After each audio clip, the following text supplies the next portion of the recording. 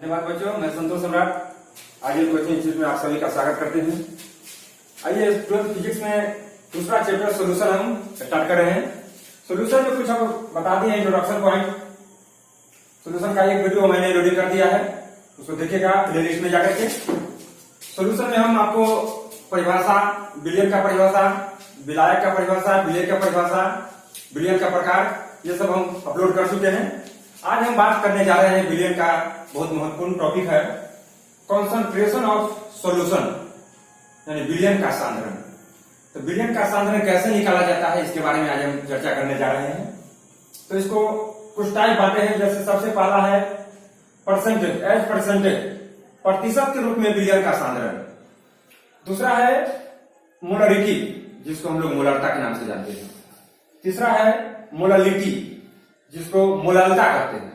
यहां ध्यान देना है, यहाँ मोलरिटी और यहाँ मोललिटी, यहाँ आर और एल का अंतर है। मोलरता रॉ है, मोललता में लॉ है, तो दोनों दो अलग अलग है। चौथा है इसमें मोल फ्रैक्शन, जिसको हम लोग मोल प्रभाव के नाम से जानते हैं। पांचवा है नॉर्मेलिटी, जिसको नॉर्मलता कहते हैं।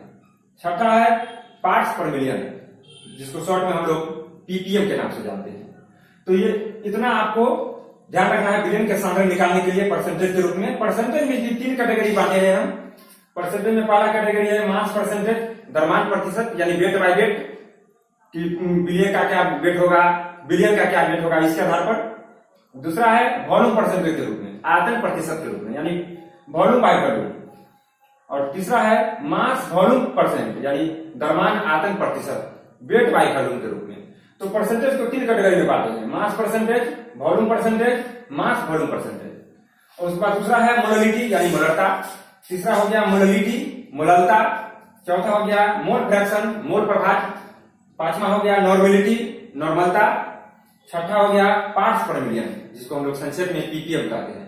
तो इस प्रकार से हम बारी बारी से सबको अध्ययन करते हैं। तो आइए हम सबसे पहला आपको प्रतिशत के रूप में सबसे पहला पॉइंट हम लोग बताते हैं, मास परसेंटेज, यानी द्रव्यमान प्रतिशत के रूप में। आइए हम सबसे पहला पॉइंट में बात करते हैं एज परसेंटेज, प्रतिशत के रूप में बिलियन का सांद्रण निकालने जा रहे हैं, जिसमें सबसे पहला पॉइंट है मास परसेंटेज, द्रव्यमान प्रतिशत। इसमें हम सबसे पहला पॉइंट पढ़ेंगे द्रव्यमान प्रतिशत, जिसको हम लोग वेट बाय वेट भी लिखेंगे, वेट बाय वेट परसेंटेज। तो द्रव्यमान प्रतिशत कहते किसको? तो किसी भी बिलियन के 1000 भाग में भूले हुए बिलियन के संख्या को हम लोग मास परसेंट कहते हैं। तो मास परसेंट जो है, मास परसेंट के माध्यम से हम बिलियन का सांद्रण निकालते हैं, जिसमें किसी भी बिलियन के 1000, यानी 1000 नहीं, 100 भाग में उपस्थित बिलियन के भागों की संख्या को हम लोग द्रव्यमान प्रतिशत के रूप में बिलियन का सांद्रण करते हैं। तो इसमें इसका परिभाषा हो जाएगा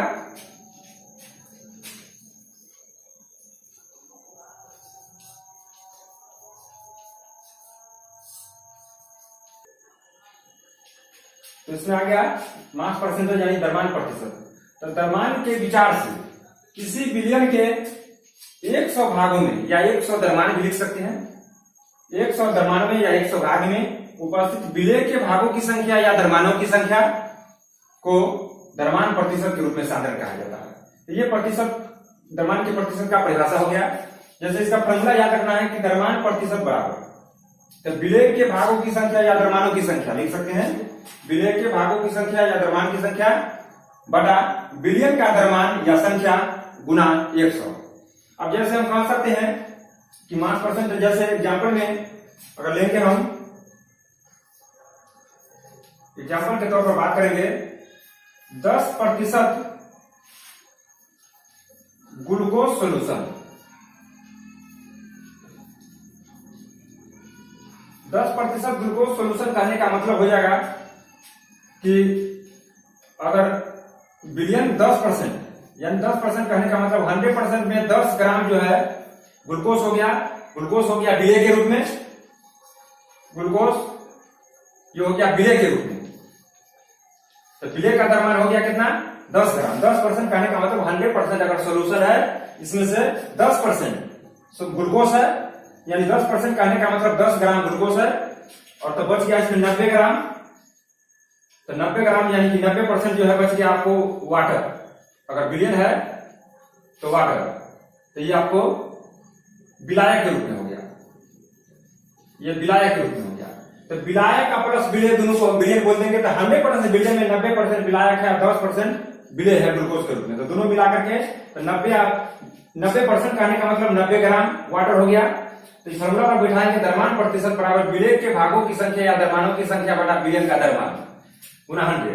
तो यहां से हो जाएगा तो 10 ग्राम जो है आपको विलेय की संख्या है और बटा विलेय हो गया 90 और प्लस 10। तो 90 और प्लस 10 ग्राम और गुना 100। तो इस प्रकार से आ जाएगा 10 बटा 100 और गुना 100। तो 100 से 100 कट गया तो ये बचा कितना 10 ग्राम। यानी कि यह जो है कह सकते हैं कि किसी भी विलियन में अगर 10% ग्लूकोज का सोल्यूशन है, ग्लूकोज का विलियन है, तो इसको हम बोल सकते हैं कि 100% विलियन में 100% विलियन में हम बात करेंगे तो 10% ग्लूकोज का मात्रा है, तो 90% हो जाएगा वाटर का मात्रा। तो फिर हम निकालेंगे फॉर्मूला से द्रव्यमान प्रतिशत से कि विलेय के भागों की संख्या या विलेय का द्रव्यमान बटा विलियन का द्रव्यमान। तो विलेय का द्रव्यमान हो गया 10 ग्राम और बटा विलेय का द्रव्यमान टोटल हो गया 90 प्लस 10। तो 90 प्लस 10 100 हो गया और गुना 100। तो 100 से 100 कट गया तो बचा 10 ग्राम। यानी कि सोल्यूशन में अगर 10% सोल्यूशन है तो उसमें 10 ग्राम यानी 10% ग्लूकोज है और 90% वाटर है, दोनों मिलाकर के 100% उड़ता है। तो इसी तरह से हम लोग बहुत तरह एग्जाम किसी भी अगर मान के चले कि अगर दूसरा उदाहरण हम ले सकते हैं जैसे 20%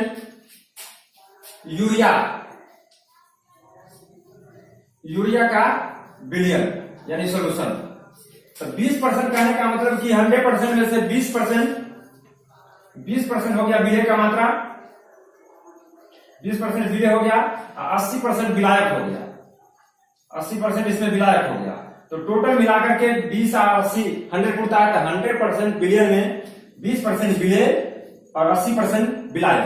तो उसी तरह से निकाल सकते हैं कि 20% यूरिया कहने का मतलब 100 भाग में 20 भाग यूरिया का है और 80 भाग जो है विलायक का है, दोनों मिलाकर के 100% होता है। तो 100% सोल्यूशन में 20 भाग यूरिया हो गया। जैसे इस प्रकार यहां बताया हम कि 10% ग्लूकोज में तो 10 भाग ग्लूकोज हो गया और 100 में 10 भाग ग्लूकोज हो गया और 90 भाग वाटर का हो गया। तो इसी तरह से कोई भी अगर रहेगा, आप जैसे 30% दे देगा, 30% चीनी, 30% चीनी का विलियन। तो 30% चीनी का विलियन कहने का मतलब हो जाएगा कि 100% विलियन में 100% विलियन में 30% चीनी हो गया, 70% वाटर हो गया और दोनों को जोड़ देंगे तो 100% हो गया। तो 100% विलियन में 30% चीनी है और 70% वाटर है, दोनों मिलाकर के 100%। या कह सकते हैं कि 100 भाग अगर विलियन का है उसमें से 30 ग्राम द्रव्यमान के विचार से 30 ग्राम चीनी का हो गया और 70 ग्राम बचेगा, 70 ग्राम वाटर हो गया। तो इस तरह से विलियन का कॉन्सेंट्रेशन हम लोग द्रव्यमान प्रतिशत के रूप में निकाल सकते हैं। उसके बाद दूसरा हम बात करते हैं आयतन प्रतिशत। इसको जल्दी से नोट कीजिए, फिर आगे हम बताते हैं आयतन प्रतिशत। दूसरा है बी नंबर में हम लोग पढ़ते हैं वॉल्यूम परसेंटेज। आयतन प्रतिशत के रूप में सांद्रण निकालना है। तो हम लिखे हैं कि आयतन के विचार से किसी विलियन के 100 भागों में उपस्थित विलेय के भागों को आयतन प्रतिशत के रूप में सांद्रण कहा जाता है। हमको इसको इस तरह से भी हम इसको परिभाषित कर सकते हैं। यहाँ लिख दिया 100 भागों में, यानी यहाँ इसको लिख सकते हैं कि आयतन के विचार से किसी विलियन के 100 मिलीलीटर विलियन में उपस्थित घुले हुए विलेय के मात्रा को हम लोग प्रतिशत के रूप में आयतन प्रतिशत के रूप में सांद्रण लिख सकते हैं। तो मिलीलीटर भी लिख सकते हैं। 100 मिलीलीटर सोल्यूशन में उपस्थित विलेय के कितना मिलीलीटर घुला हुआ है उस विलियन में, उसको भी लिख सकते हैं।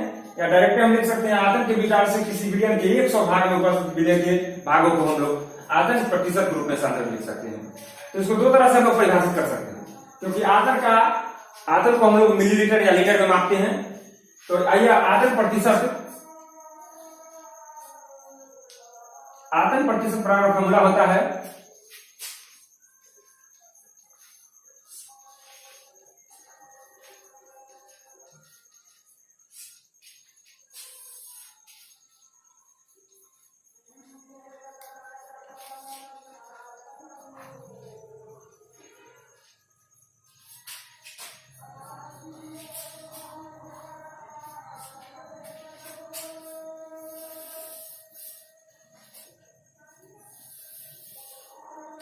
तो ये आपका सूत्र हो गया कि आयतन प्रतिशत बराबर विलय का आयतन, यानी विलय का कितना भाग घुला हुआ है किसी बिलियन में, 100 बिलियन का। तो आयतन प्रतिशत बराबर सूत्र होता है विलय का आयतन बटा बिलियन का आयतन गुना 100।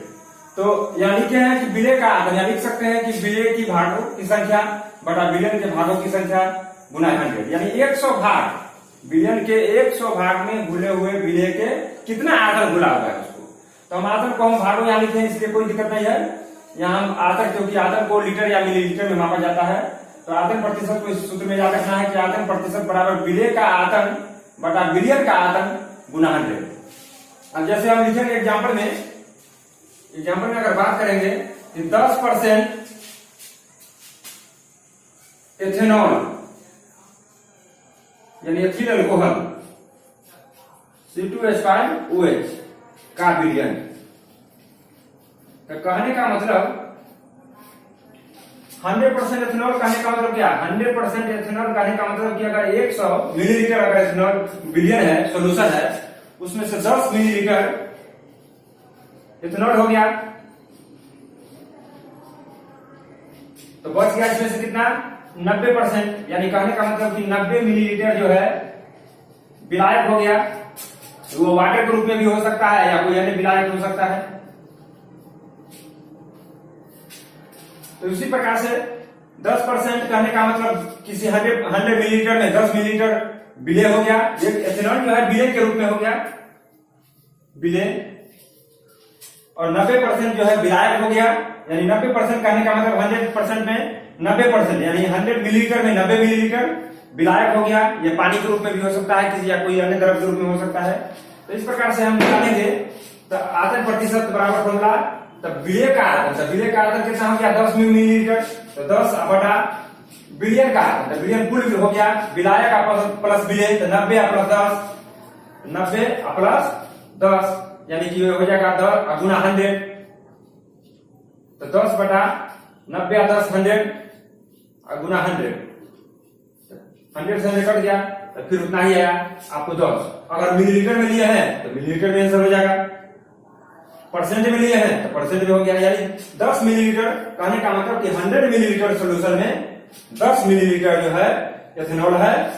परसेंटेज में कह सकते हैं कि 100% सोल्यूशन में एथेनॉल का जो सोल्यूशन है 100%, उसमें से 10% एथेनॉल है। तो यहाँ भी आपको याद रखना है 10% एथेनॉल, जैसे ही कह दिया इससे आपको समझ जाना है कि 100% में 10% एथेनॉल है, यानी विलायक बिलियन, मतलब कि ये विलय बोलेंगे इसको। यानी 100% 10% एथेनॉल यानी C2H5OH का विलय है, इसमें से 10% आपको एथेनॉल विलय के रूप में हो गया।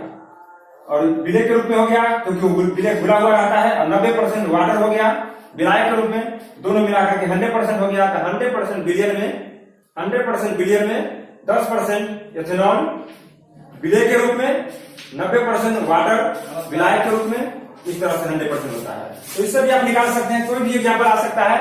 अब जैसे 20%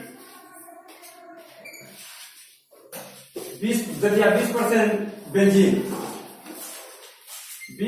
बेंजीन का विलय। तो 20% बेंजीन का विलय कहने का मतलब कि किसी 100% अगर विलयन है उसमें से 20% बेंजीन हो जाएगा। यानी किसी विलयन के 100 भाग में उपस्थित जो है 20 भाग, यानी किसी 100 भाग में 20 भाग आपको बेंजीन का हो गया, और 80 भाग जो हो गया आपको विलायक का हो गया। तो बेंजीन हो गया विलय के रूप में। तो इसी प्रकार से कोई भी आ सकता है, 20% रहे, 10% रहे, 5% रहे, 30% रहे। तो जितना परसेंट कहेगा तो 100 में से उतना जो है हम निकाल देंगे कि 100% में से उतना परसेंट जो है विलय हो जाएगा, बाकी जो बचा हुआ विलायक हो जाएगा। फिर दोनों को जोड़ दिए तो 100% विलय के रूप में हो गया। तो इस प्रकार से आप जो है विलय का आयतन आप निकाल सकते हैं, आयतन के रूप में आप सांद्र निकाल सकते हैं। फॉर्मूला ये इंपोर्टेंट है कि आयतन प्रतिशत बराबर विलय का आयतन बटा बिलियन का आयतन गुना 100। उसके बाद तीसरा है द्रव्यमान आयतन प्रतिशत। पहले इसको नोट कीजिए इतना, फिर हम बताते हैं द्रव्यमान आयतन प्रतिशत। तीसरा हम बात करते हैं द्रव्यमान आयतन प्रतिशत। द्रव्यमान आयतन प्रतिशत जिसको हम वेट बाय वॉल्यूम परसेंट भी बोल सकते हैं। तो इसमें हम बात करेंगे कि द्रव्यमान के रूप में विलय जो है, विलय का द्रव्यमान लेंगे और बिलियन का हम लोग आयतन लेंगे। तो यहाँ देखेंगे कि अगर किसी बिलियन का अगर 100 भाग है उसमें से कितना भाग विलय है। तो द्रव्यमान के और आयतन दोनों के विचार से बात करेंगे हम लोग। तो लिखेंगे कि अगर 100 आयतन यानी बिलियन का आयतन, तो 100 मिलीलीटर अगर बिलियन है, इसमें से कितना भाग यानी कि कितना प्रतिशत या कितना ग्राम जो है विलेय के रूप में है। तो विलेय का हम लोग द्रव्यमान लेंगे, क्योंकि हम लोग पढ़ रहे हैं द्रव्यमान आयतन प्रतिशत, तो द्रव्यमान भी है आयतन भी है। तो विलेय द्रव्यमान के रूप में भी होगा, द्रव्यमान के रूप में होगा, और विलेय जो होगा वह आयतन के रूप में होगा। तो 100 मिलीलीटर मान के चलिए कि अगर सोल्यूशन है 100 मिलीलीटर, इसमें हम लिख सकते हैं कि अगर 20 ग्राम चीनी के बिलियन,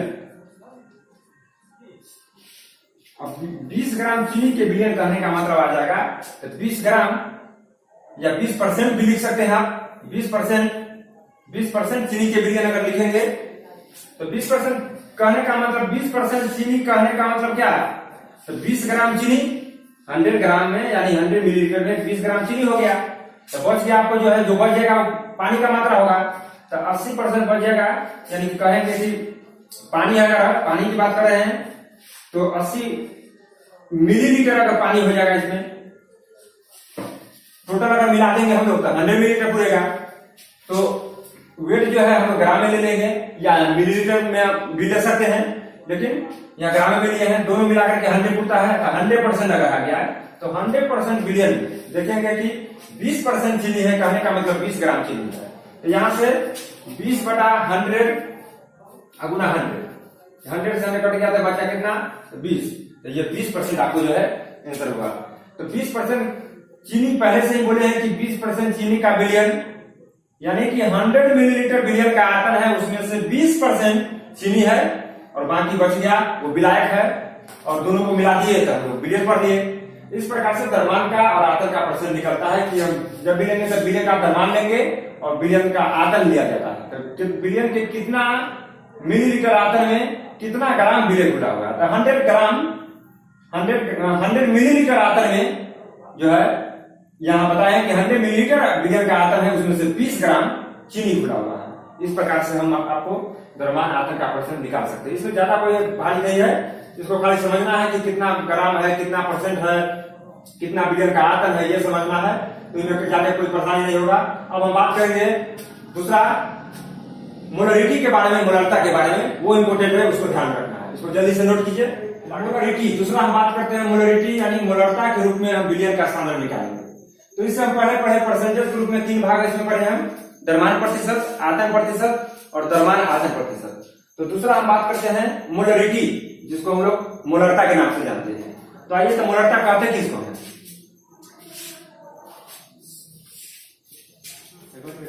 किसी बिलियन के 1 लीटर आयतन में, किसी बिलियन के 1 लीटर आयतन में घुले हुए विलेय के मोलों की संख्या को मोलरता कहा जाता है। इसे कैपिटल एम से सूचित किया जाता है। तो किसी बिलियन के 1 लीटर आयतन में, यहाँ आयतन की बात हो रहा है कि 1 लीटर आयतन में घुले हुए विलेय के मोलों की संख्या मोलरता के रूप में जानते हैं। तो यहाँ इसका फॉर्मूला हो जाएगा मोलरता बराबर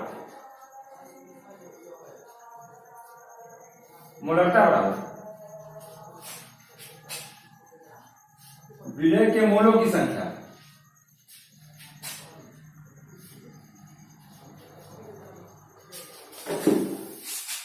अब बता बिलियन का आयतन।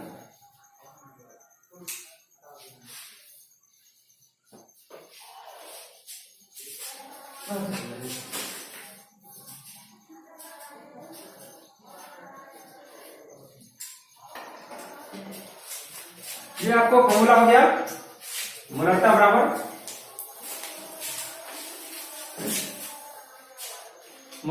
हो गया विलेय के मोलों की संख्या बटा बिलियन का आयतन लीटर में। तो मोलरता को हम लोग एम से सूचित करते हैं। तो एम बराबर विलेय के मोलों की संख्या को कैपिटल एन से सूचित कर, स्मॉल एन से सूचित करते हैं, बटा बिलियन का आयतन, तो आयतन को हम लोग बी से सूचित करते हैं। तो इसमें आयतन को हम लीटर में लेंगे, यानी कि मोलरता बराबर विलेय के मोलों की संख्या बटा बिलियन का आयतन लीटर में। तो यहां हो गया लीटर। तो ये फॉर्मूला हो गया। इस प्रकार से हम निकाल सकते हैं नंबर ऑफ मोल, यानी मोलों की संख्या मोलों की संख्या अगर निकालना है तो इसके लिए हम लिखते हैं दिए गए द्रव्यमान, दिए गए ग्राम में द्रव्यमान बटा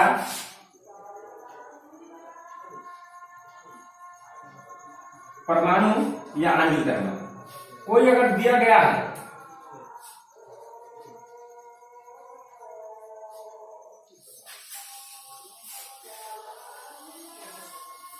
तो यहां से निकाल सकते हैं। मोलों की संख्या का निकालना है विलेय का, विलेय के मोलों की संख्या पहले निकालेंगे। जब इसको प्रॉब्लम बनाएंगे उसमें हमको मोल की संख्या का जरूरत पड़ेगा कि विलेय का मोल कितना है, तो उसके लिए निकालना पड़ेगा कि मोलों की संख्या यानी n बराबर दिए गए ग्राम में द्रव्यमान, जितना ग्राम में द्रव्यमान दे रहेगा विलेय का, उससे क्या करना है, परमाणु या उसके आणविक द्रव्यमान से भाग कर देना है, तो आपको मोल की संख्या निकल जाएगा। अगर विलेय के रूप में कोई यौगिक है, कोई अणु है, तो उसको जो है जितना ग्राम में दिया रहेगा उसको ग्राम में देकर के उसका आणविक द्रव्यमान निकाल लेंगे हम लोग, उसको आणविक द्रव्यमान दिया जाएगा। अगर परमाणु है या कोई तत्व अगर घुला हुआ है तो वहां पर देंगे दिए जितना ग्राम में दिया रहेगा उसमें क्या करेंगे, उसके परमाणु द्रव्यमान से। तत्व है या परमाणु है तो परमाणु द्रव्यमान लेंगे, अगर कोई अणु है या यौगिक है तो उसको हम आणविक द्रव्यमान के रूप में लिखेंगे। जैसे कुछ प्रॉब्लम की बात करेंगे, कुछ उदाहरण की हम बात करेंगे यहाँ पर, और इससे एक फॉर्मूला और निकाल सकते हैं। इससे एक फॉर्मूला और निकलेगा, हम यहां पर बताते हैं कि m बराबर n बटा v लीटर में, यानी कि m हो गया मोलारता, n हो गया मोलों की संख्या और v हो गया बिलियन का आयतन, लीटर में लेंगे। अगर लीटर को हम मिलीलीटर में बदलेंगे तो इससे हम क्या करते हैं, 1000 से भाग दिया जाता है, क्योंकि हम लोग जानते हैं 1 लीटर बराबर होता है 1000 मिलीलीटर। तो ये चूंकि हम लोग जानते हैं तो इसको याद रखना पड़ेगा। तो 1 लीटर बराबर हम लोग जानते हैं 1000 मिलीलीटर। तो जब लीटर को मिलीलीटर में बदलना है तो उसके लिए हम 1000 से भाग देते हैं। तो यहां से एक फॉर्मूला आपको निकलेगा, तो m बराबर आ जाएगा, तो n ये ऊपर चला जाएगा, तो n गुना 1000 बटा v। तो v जो है अब यहाँ v को किसमें, मिलीलीटर में लेंगे, क्योंकि लीटर में था तो इसको मिलीलीटर में चेंज कर लिए, अब यहाँ इसको मिलीलीटर में लेंगे। तो इस प्रकार से आपको ये फॉर्मूला निकल गया। और इसके अनुसार से अगर आएंगे मोलों की संख्या को हम लोग दिए गए ग्राम में द्रव्यमान, इसको हम लोग मान के चले स्मॉल w मान लेते हैं, और परमाणु या आणविक द्रव्यमान को हम लोग कैपिटल W मान लेते हैं। तो इससे एक फॉर्मूला और निकाल सकते हैं, एक फॉर्मूला और निकल जाएगा, m बराबर n हो गया नंबर ऑफ मोल। तो चूंकि यहां पर लिखेंगे n बराबर दिया गया ग्राम में द्रव्यमान बटा परमाणु या आणविक द्रव्यमान, तो यहां से रख देंगे तो हो जाएगा स्मॉल w बटा कैपिटल W और गुना n यानी v, ये मिलीलीटर में, ऊपर में 1000। तो ये आपको ये फॉर्मूला ये हो गया। तो इसमें इतना याद रखना पड़ेगा। तो इसी से सब निकल गया कि एक और बताते हैं इसमें कि किसी विलयन के 1 लीटर आयतन में घुले हुए विलय के मोलों की संख्या को मोलारता कहा जाता है। इसे हम लोग कैपिटल M से सूचित करते हैं, और यह ताप पर निर्भर करता है, क्योंकि आयतन है, ताप के बढ़ने से मोलारता बढ़ता है, ताप के घटने से यह घटता है। तो मोलारता बराबर फॉर्मूला बताया कि विलय के मोलों की संख्या बटा बिलियन का आयतन लीटर में। अगर लीटर में दिया है तो m बराबर हो गया विलय के मोलों की संख्या स्मॉल n बटा बिलियन का आयतन हो गया कैपिटल V लीटर में। तो मोल की संख्या हम लोग यहां से याद रखेंगे, मोल की संख्या, किसी भी अगर पदार्थ का मोलों की संख्या अगर निकालना है, चाहे वो पदार्थ रूप में तत्व हो, यौगिक हो, आयन हो, कोई भी हो, तो दिए गए ग्राम में द्रव्यमान, जितना ग्राम में द्रव्यमान दिया रहेगा उसमें हम लोग उसके परमाणु द्रव्यमान या आणविक द्रव्यमान से हम लोग भाग कर देंगे तो मोल की संख्या निकल जाएगा। तो दिए गए ग्राम में द्रव्यमान को स्मॉल w माने हैं और परमाणु या आणविक द्रव्यमान को हम लोग कैपिटल W माने हैं। तो इसके यहाँ पर भी हम इसको तोड़ सकते हैं कि m बराबर n की संख्या ले लिए, क्योंकि हम लोग जानते हैं नंबर ऑफ मोल बराबर स्मॉल w बटा कैपिटल W, यानी दिए गए ग्राम में द्रव्यमान बटा परमाणु या आणविक द्रव्यमान। तो स्मॉल w गुना 1000 बटा कैपिटल W गुना v मिलीलीटर। तो यहाँ मिलीलीटर में दिया हुआ है तो ऊपर में 1000 से भाग करेंगे, अगर लीटर में रहेगा तो नीचे में 1000 से भाग करके पहले मिलीलीटर में बदल देंगे। जब मिलीलीटर में बदल देंगे तो हम लोग जानते हैं कि 1 लीटर बराबर 1000 मिलीलीटर, इसलिए यहां से आ गया m बराबर n बटा v लीटर में था तो इसको मिलीलीटर में चेंज कीजिए, 1000 से भाग किए, ये ऊपर गया तो यहाँ आ गया n गुना 1000 बटा वॉल्यूम, बिलियन का आयतन मिलीलीटर में। तो ये आपको ध्यान में रखना है ये फॉर्मूला। तो क्वेश्चन जो बनाने जाइएगा तो आपको अगर नंबर ऑफ मोल दिया रहेगा तो ये वाला फॉर्मूला लगा के बना लीजिए। अगर नंबर ऑफ मोल नहीं दिया है तो पहले नंबर ऑफ मोल निकालना पड़ेगा, इस सूत्र से निकालना पड़ेगा। अगर मिलीलीटर में दिया हो वॉल्यूम, अगर मिलीलीटर में है बिलियन का, तो आप ये वाला फॉर्मूला डायरेक्ट लगा सकते हैं। अगर लीटर में दिया रहेगा तो डायरेक्ट ये वाला फॉर्मूला लगा सकते हैं, नंबर ऑफ मोल निकाल के और यहाँ से लीटर में निकाल रख करके वैल्यू निकालेंगे। तो इस तरह से जो है आप निकाल सकते हैं। कुछ प्रॉब्लम की हम बात करते हैं, इसको जल्दी से नोट कीजिए ताकि आप लोगों को प्रॉब्लम बता। आइए कुछ एग्जाम्पल की हम बात करते हैं। जैसे किसी बिलियन में 25 ग्राम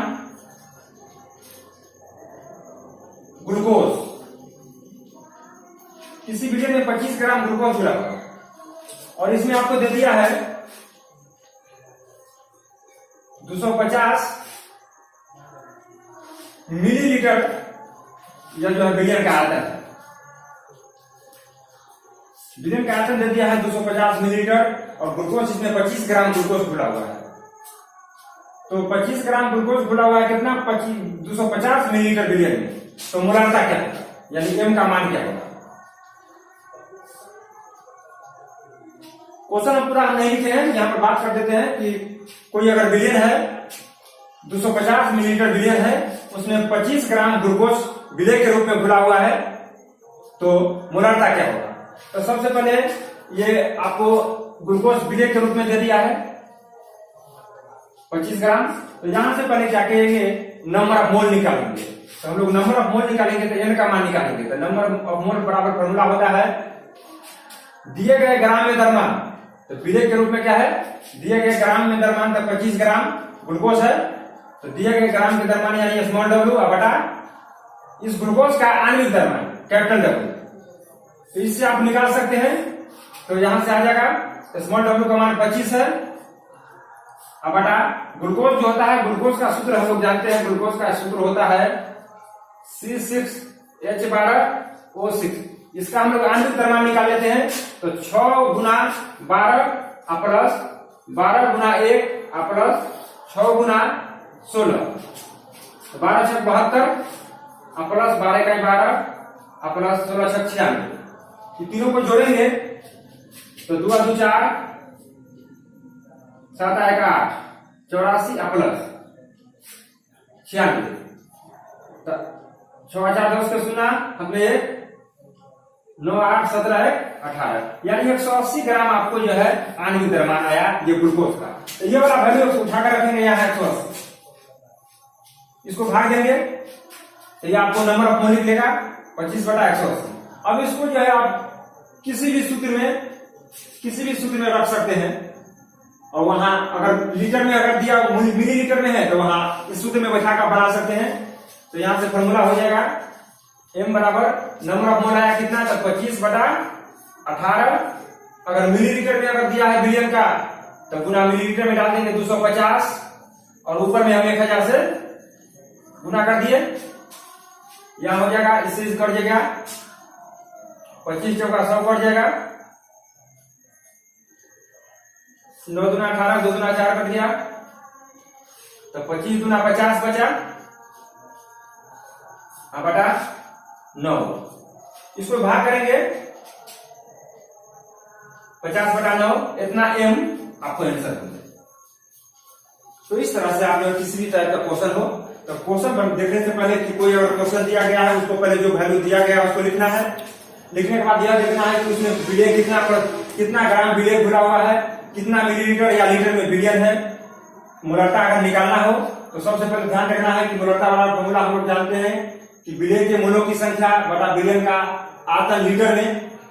अगर 1 लीटर बराबर होता है 1000 मिलीलीटर, इसको यहां से निकाल दिए तो मोलारिटी बराबर हो गया नंबर ऑफ मोल गुना 1000 बटा वॉल्यूम मिलीलीटर में, क्योंकि लीटर को मिलीलीटर में बदलने के लिए 1000 से भाग करते हैं, ये ऊपर जाकर गुना में हो गया।